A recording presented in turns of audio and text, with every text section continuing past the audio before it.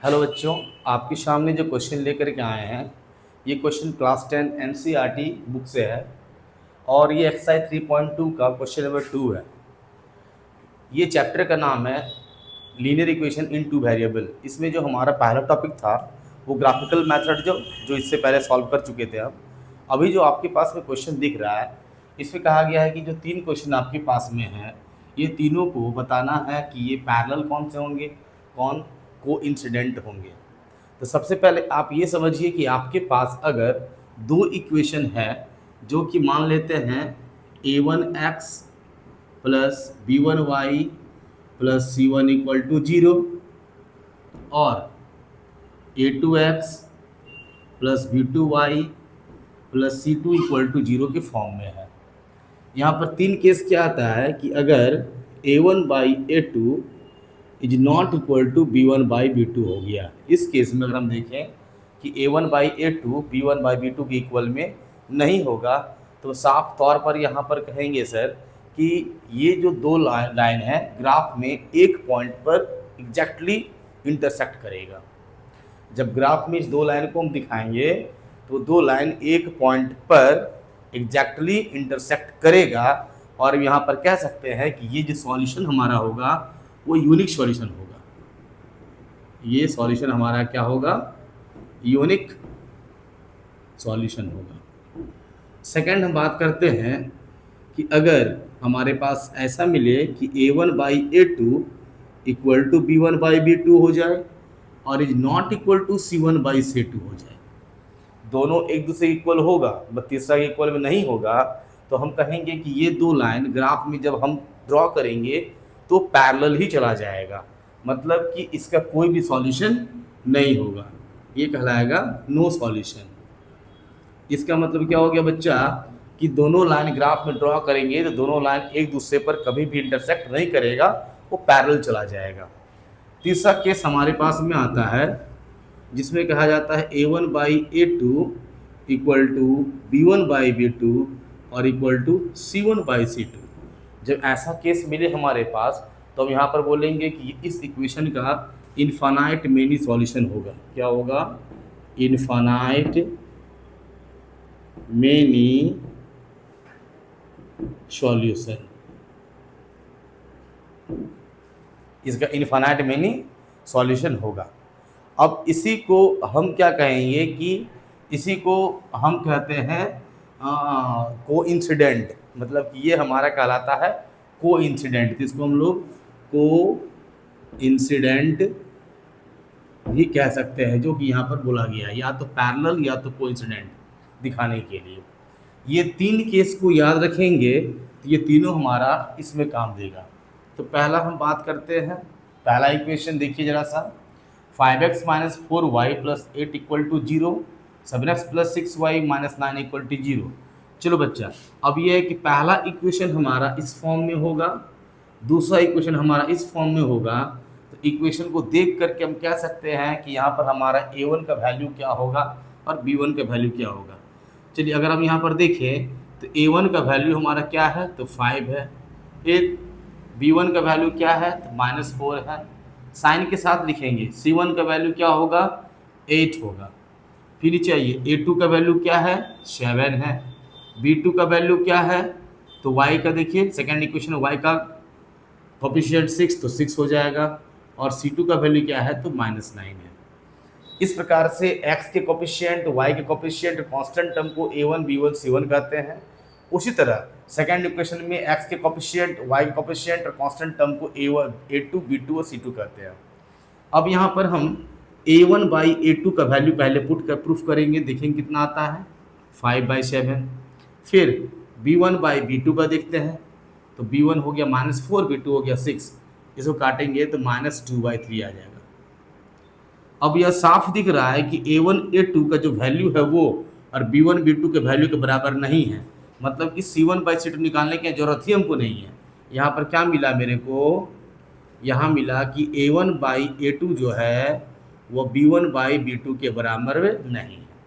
चलिए अभी पहला देखिए, जब a1 by a2 b1 by b2 के बराबर में नहीं होगा तो ये सॉल्यूशन क्या होगा? यूनिक होगा। इसका मतलब कि अगर ग्राफ में ये दोनों लाइन को हम ड्रॉ करेंगे, इस दोनों को, तो ये दोनों कहीं एक पॉइंट पर एग्जैक्टली इंटरसेक्ट होगा। तो यह लिखेंगे यहाँ पर कि hence the lines representing hence the line representing the given pair of equation have a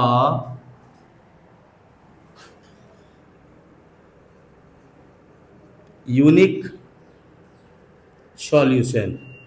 इसका सॉल्यूशन क्या होगा? तो यूनिक होगा। And the pair of lines intersect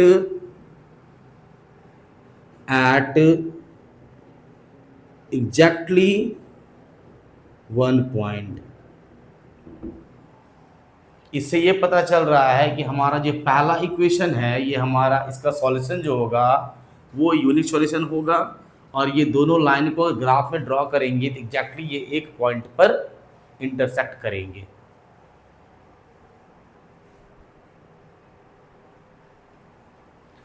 अब चलिए देखते हैं सेकंड नंबर में। सेकंड नंबर में अगर आपसे पूछा जाए a1 का वैल्यू, तो कोएफिशिएंट ऑफ x कितना है? 9। b1 का वैल्यू कोएफिशिएंट ऑफ y कितना? 3। c1 का वैल्यू क्या हो जाएगा सर? तो 12 हो जाएगा। उसी प्रकार से a2 का वैल्यू, x का कोएफिशिएंट 18, b2 का वैल्यू, y कोएफिशिएंट 6, c2 का वैल्यू कांस्टेंट हमारा 24।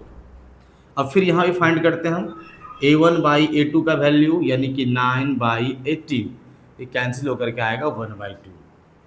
फिर देखते हैं b1 बाई b2 का 3/6 काटेंगे तो आएगा ये 1/2। फिर c1 बाई c2 12/24 कैंसिल करेंगे इसको सिंपलेस्ट फॉर्म में तो 1/2। अब यहाँ पर क्या हम देख रहे हैं कि यहाँ पर a1 by a2 equal to है b1 by b2 equal to है c1 बाई c2। इसका मतलब ये हो गया कि ये जो हमारा सॉल्यूशन होगा ना बेटा, ये हमारा इनफाइनाइट मेनी सॉल्यूशन होगा, यानी इसको बोल सकते हैं कि ये कोइंसिडेंट है। इसको कह सकते हैं कि ये कोइंसिडेंट है। तो हम यहाँ पर लिखेंगे hence the given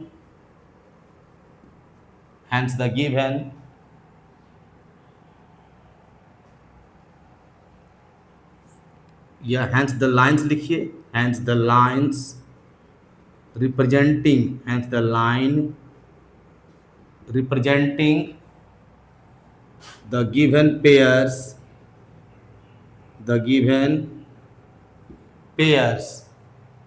of equation में क्या लिखेंगे? क्या है ये जो लाइन रिप्रेजेंट हमारे पास में, इसका इक्वेशन क्या होगा? कोइंसिडेंट होगा, इज कोइंसिडेंट, ये कोइंसिडेंट होगा। मतलब इसके पास जो सॉल्यूशन होंगे वो इनफाइनाइट मेनी सॉल्यूशन होंगे। And there are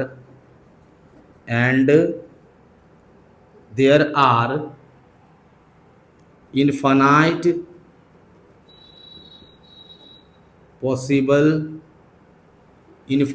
possible of solutions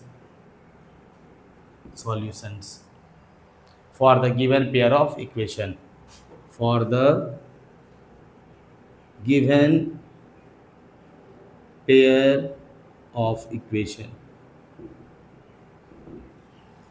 इससे पहले वाले क्वेश्चन में आया था हमारा यूनिक सॉल्यूशन, दूसरा वाला में हमारा आया इनफाइनाइट मेनी सॉल्यूशन, यानी हम कह सकते हैं कि ये कोइंसिडेंट है। याद रखिएगा, जब a1 by a2 equal to b1 by b2 equal to c1 by c2 हो जाता है तो वो कोइंसिडेंट हो जाता है, और जब a1 by a2 equal to b1 by b2 is not equal to c1 c2 मतलब नो सॉल्यूशन है, मतलब कि ये लाइन हमारा पैरेलल जाएगा। चलिए सेकंड नंबर भी हमारा हो चुका है।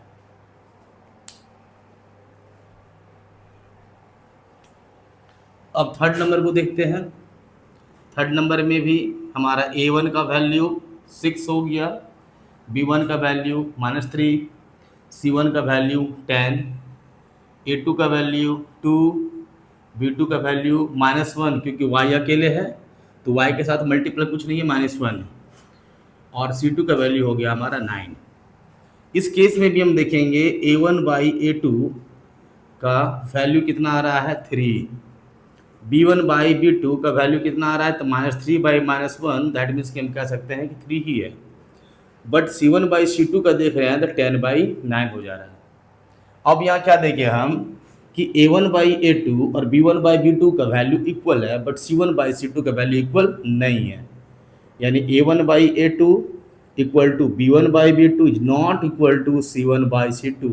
इसका मतलब ये हो गया बच्चा कि ये दोनों लाइन को ग्राफ में ड्रॉ करेंगे तो उस ग्राफ में लाइन हमारा पैरेलल जाएगा, मतलब कि वो इंटरसेक्ट कहीं नहीं करेगा। इसका मतलब इसका सॉल्यूशन नहीं निकलेगा। जब दो लाइन एक दूसरे के बीच में इंटरसेक्ट करते हैं तभी जाकर के एक्स और वाई का वैल्यू फाइंड होता है, सॉल्यूशन फाइंड होता है। बट यहाँ पर क्या है कि जब इस सिचुएशन में आ जाएगा, उस सिचुएशन में हम बोलेंगे कि इसका कोई भी सॉल्यूशन नहीं है, यानी कि इसमें जो लाइंस ड्रॉ होंगे ग्राफ में वो लाइन पैरेलल होगा। तो लिखेंगे hence the lines representing the given pair of equation are parallel, ये पैरेलल होंगे। ठीक है, दो लाइन का वो ग्राफ में पैरेलल होगा एक दूसरे का, पैरेलल टू ईच अदर। मतलब कह सकते हैं कि इस दो इक्वेशन का कोई भी सॉल्यूशन नहीं होगा।